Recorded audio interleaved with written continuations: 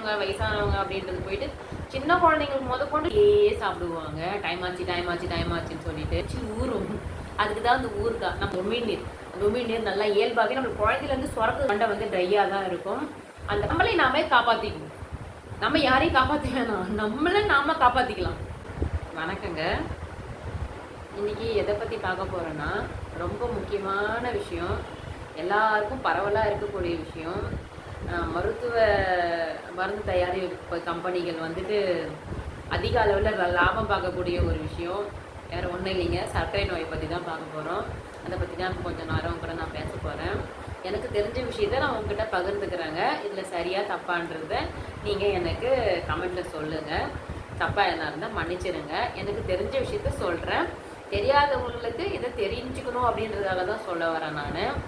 தெரிஞ்சவங்க கரெக்டாக ஃபாலோ பண்ணிக்கோங்க, சரிங்களா? ஒன்றும் இல்லைங்க, இப்போது ஒரு 1000க்கு மேலே இருக்கிற இந்திய மருத்துவ நிறுவனங்கள், மருந்து தயாரிப்பு கம்பெனிகள் வந்துட்டு அதிகமாக லாபம் சம்பாதிக்கிற ஒரு விஷயம் எதுன்னு பார்த்தீங்கன்னா, சர்க்கரை நோய்க்கான மருந்துகள் மூலயமா தாங்க. நம்மளுக்கு அரசு மருத்துவமனைகளில் நம்மளுக்கு நிறையாவே இலவசமாகவே மருந்துகள்லாம் தராங்க. சர்க்கரை நோயின்றது அது ஒரு நோயே கிடையாதுங்க. அதை தெரிஞ்சுக்கணும். நம்ம வந்துட்டு எங்கே பார்த்தாலும் சர்க்கரை நோய். என்ன அவங்களுக்கு பிரச்சனைனா, சுகருங்க, மருந்து வாங்க சுகருங்க இதே தாங்க எல்லாருமே சொல்கிறாங்க. இப்போ பெரியவங்க வயசானவங்க அப்படின்றது போயிட்டு சின்ன குழந்தைங்களுக்கு கொண்டு சுகர் கம்ப்ளைண்ட்ஸ் இருக்குதுங்க, டயபெட்டிக்ஸ் இருக்குது. அதெல்லாம் நம்ம கொஞ்சம் கஷ்டமாக இருக்குது. அதெல்லாம் பார்க்கும்போது எதனால் வருதுன்றதே நிறைய பேருக்கு தெரிய மாட்டேங்குது. ஒன்றுமே இல்லைங்க, அதுக்கான மருந்து நம்மக்கிட்டே தான் இருக்குது. செலவே இல்லாதது, நம்ம உடம்புலேயே இருக்குது. நம்மளுடைய உமிழ்நீர், எச்சு, நம்ம நாக்கு கீழே உமிழ்நீர் சுரக்குது பார்த்தீங்களா? இந்த இடத்துல இருக்குது பாருங்கள், இந்த இடத்துல இருக்கும் நம்மளுக்கு. ஆக்சுவலாக அங்கே தான் உமிழ்நீர் நம்மளுக்கு சுரக்குது. உணவை வந்து நம்ம மென்மையாக, மெதுவாக, அமைதியாக சாப்பிட்டு கொஞ்சம் கொஞ்சமாக மென்று சாப்பிடும்போது உமிழ்நீர் நம்மளுக்கு இயல்பாகவே இங்கேருந்து அளவுக்கு அதிகமாகவே சுரக்கும். அதுதான் உணவை நம்மளுக்கு செரிக்க வைக்கிறது, சலைவான்னு சொல்லுவாங்க. அதுதான் நம்மளுக்கு இங்கேயே உணவை வந்து நல்லா செரிமானத்துக்கு இது பண்ணி அது நம்ம உணவோடு சேர்ந்து உள்ளே போகும்போது ரொம்ப சுலபமாக வந்துட்டு கணையத்தில் இன்சுலின் சுரப்பை தூண்டி நம்மளுக்கு உணவை ரொம்ப சுலபமாக செரிக்க செய்யுங்க. ஆனால் இப்போதைய காலகட்டத்தில் யாருமே உணவை வந்து முறையாக சாப்பிட்றாங்களான்றது தெரியலங்க. அது நிறையா பேருக்கு இதை பார்க்குறவங்களுக்கே தெரியும், நம்ம சரியாக சாப்பிட்றோமா அப்படின்னு சொல்லிட்டு. யாருமே நேரத்துக்கு சாப்பிட்றது கிடையாது, நேரம் தவறி தான் சாப்பிட்றாங்க. அதே மாதிரி அமைதியாக அமர்ந்து சாப்பிட்றது கிடையாது, ஓடிக்கிட்டே சாப்பிடுவாங்க. டைம் ஆச்சுன்னு சொல்லிட்டு.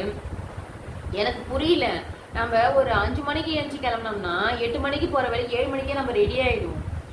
ஒரு சாப்பாடை நம்ம உணவை உட்காந்து ஒரு 10 நிமிஷம் மென்று அதை ரசித்து சாப்பிடணும் அப்படின்றது யாருக்கும் தெரிய மாட்டேங்குது. சில பேர் காலை உணவை தவிர்த்துடுறாங்க. அது ரொம்ப ரொம்ப பெரிய தவறு நமக்கு. ஏன்னா நைட்ல இருந்து நம்ம சாப்பிடாமலே இருப்போம். அத்தனை மணி நேரம் நம்ம குடல் வந்துட்டு சாப்பாடு எதிர்பார்த்துட்டு இருக்கோம். காலையில் 8 மணிக்கு 7 மணிலேருந்து 8 மணிக்கு நம்ம சாப்பிட்டு ஆகணும். அது தவிர்த்துட்டாங்கன்னா நம்ம வயிற்றுக்குள்ளே சுரக்கிற ஹைட்ரோகுளோரிக் ஆசிட், HCl, அதுக்கு வந்துட்டு உணவு கிடைக்காம என்ன பண்ணோம், நம்ம குடலே சாப்பிட்றோம். அந்த குடலை அரிச்சிடும் அந்த அமிலம் உள்ளே போயிட்டு. இது நிறைய பேருக்கு தெரியறதில்ல. படித்தவங்களும் அப்படி தான் பண்ணுறாங்க, தெரியாதுன்றத விட தெரிஞ்சவங்களும் அப்படி தாங்க பண்ணுறாங்க. அது ரொம்ப வருத்தப்பட வேண்டிய விஷயம் தான்.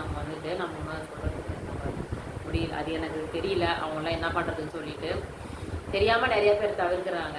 அது ரொம்ப தவறுங்க. இனிமேல் அது மாதிரி பண்ணாதீங்க யாரும். காலை உணவு ரொம்ப முக்கியங்க. கொஞ்ச நேரம் ஒரு 10 நிமிஷம் வேலைக்கு போகிறவங்களாகட்டும், ஸ்கூலுக்கு போகிறவங்களாகட்டும், காலேஜுக்கு போகிறவங்களாகட்டும் உட்காந்து ஒரு 10 நிமிஷம் நல்லா மென்று சாப்பிடுங்க. அதே மாதிரி மதிய உணவும் நல்லா ஒரு அரை மணி நேரம் உங்களுக்கு போதுமான அளவு கொடுக்குறாங்க எல்லா இடத்துலையுமே. வந்து நல்லா மென்று முழுங்குங்க. சாப்பாடை வந்து அப்படியே சாப்பிடக்கூடாது, நல்லா கூழ் மாதிரி அரைச்சி சாப்பிடணும். பல்லில் நல்லா மசிச்சு சாப்பிடணும். அதே மாதிரி சாப்பிட்றதுக்கு இடையில தண்ணி குடிக்கக்கூடாது. நம்ம அந்த காலத்தில் நம்ம பெரியவங்களாம் வந்துட்டு சாப்பாடை வந்துட்டு ஆறாமற ஒரு வயல்வெளியில் வேலை பார்க்குறவங்க கூட பார்த்துக்கலாம். அவங்க வந்துட்டு உட்காந்து தான் அந்த கஞ்சி குடிப்பாங்க. கஞ்சி கூழ் குடிக்கிறாங்கன்னா அதுவும் அந்த கஞ்சி கூழ் சாப்பிடும்போது ஊறுகான்ற ஒரு விஷயம் அவங்க கையில் இருக்கும். அந்த ஊறுகாய் அப்படின்னு சொல்லும் போதே நம்மளுக்கு நாக்கில் அப்படியே தண்ணி வரும், எச்சி ஊறும். அதுக்கு தான் அந்த ஊறுகாய் நம்ம முன்னோர்கள் கண்டுபிடிச்சி வச்சாங்க, அந்த உமிழ்நீர் தூண்டணும் அப்படின்றதுக்காக. அந்த கஞ்சி குடிக்கும்போது அந்த உமிழ்நீர் சுரந்து நமக்கு செரிமானம் இயல்பாக சுலபமாக நடக்கணும் அப்படின்றதுக்காக தான் அந்த ஊறுகான்ற ஒரு விஷயத்தை வச்சுட்டு அவங்க கஞ்சி சாப்பிடுவாங்க, கூழெல்லாம் சாப்பிட்டாங்க உணவு முறையில். அப்போ வந்து நம்ம பெரியவர்கள்லாம் வந்துட்டு அதை ஒரு பயன்பாட்டில் வச்சுருந்தாங்க, அதை கண்டுபிடிச்சி வச்சுருந்தாங்க. எவ்வளோ பெரிய புத்திசாலி பாருங்க. ஆனால் நம்ம யாருமே அதெல்லாம் இப்பெல்லாம் ஃபாலோ பண்ணுறதே கிடையாது, மறந்துட்டோம். சர்க்கரையில் இருக்கிற நம்ம சாப்பிட்ற உணவோட சர்க்கரையோட அளவை அதில் குளுக்கோஸ் வந்துட்டு கிளைகோஜனாக மாற்றுறது வந்துட்டு அந்த இன்சுலின் தாங்க. அந்த இன்சுலின் சுரக்கணும்னா அதை தூண்டுறது வந்து உமிழ்நீர் தாங்க. இதில் வந்து தூண்டல் துலங்கல் என்ற விதிப்படி நடக்குதுங்க செயல்பாடு முறைகள் வந்துட்டு. நம்மளுக்கு சாப்பிட்ற உணவோடைய அந்த செரிமான தன்மைக்கு உமிழ்நீர் என்ற தூண்டல் உள்ளே போயிட்டு அது இன்சுலின் என்ற துலங்கலை வந்துட்டு செயல்படுத்த வைக்குதுங்க. கொஞ்சம் ஃபிலாசபி ஃபிசிக்ஸ் மாதிரி தெரியும், ஆனால் அதுதாங்க உண்மை. இதுதான் நம்ம உடம்புக்குள்ளே நடக்குது. இந்த மாதிரி பண்ணுறதுனால தான் வந்துட்டு நம்மளுக்கு உணவுப் பொருள் ஈஸியாக செரிமானம் ஆகிட்டு டெபாசிட் ஆகாமல் சர்க்கரையோட அளவுக்கு நம்மளுக்கு கட்டுப்பாட்டில் வச்சுருக்கோம்.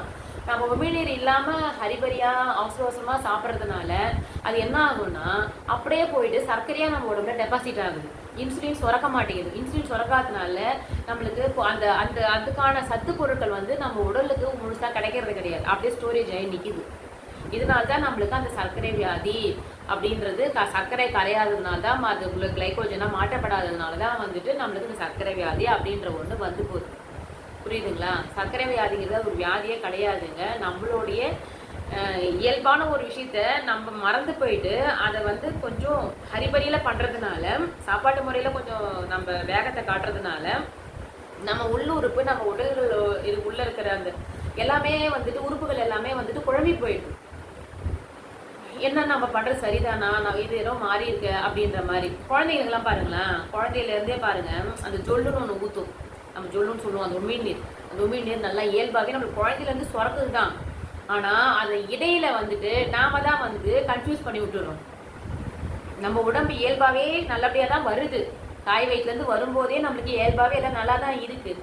ஆனால் நம்மளுடைய வாழ்வியல் முறையில் நம்மளுடைய சில தவறான பழக்க வழக்கங்களால் புரிதல் இல்லாத சில நடைமுறைகளால் என்ன பண்ணுறோன்னாக்கா அது எல்லாமே மாறி போகுது, கொலாபரேஷன் ஆகி போகுது நம்ம ஹெல்த்தில் வந்துட்டு.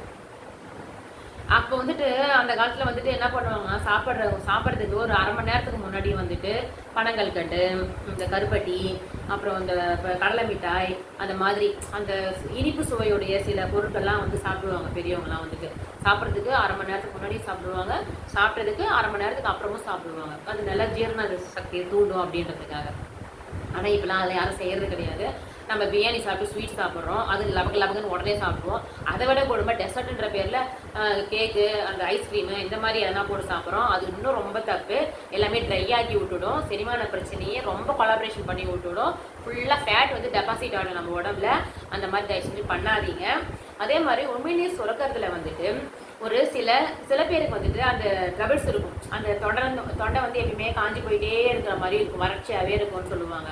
அதுக்கு என்ன காரணம்னு பார்த்தீங்கன்னா, நிறைய புகைப்பழக்கத்துக்கு ஆளானவங்களுக்கு வந்துட்டு இந்த உமிழ்நீர் சுரக்காதுங்க, தொண்டை வந்து ட்ரையாக தான் இருக்கும். அந்த பழக்கத்தில் இருந்தீங்கன்னா தயவு செஞ்சு வெளியே வந்துடுங்க, கொஞ்சம் கொஞ்சமாக வெளியே வந்துடுங்க.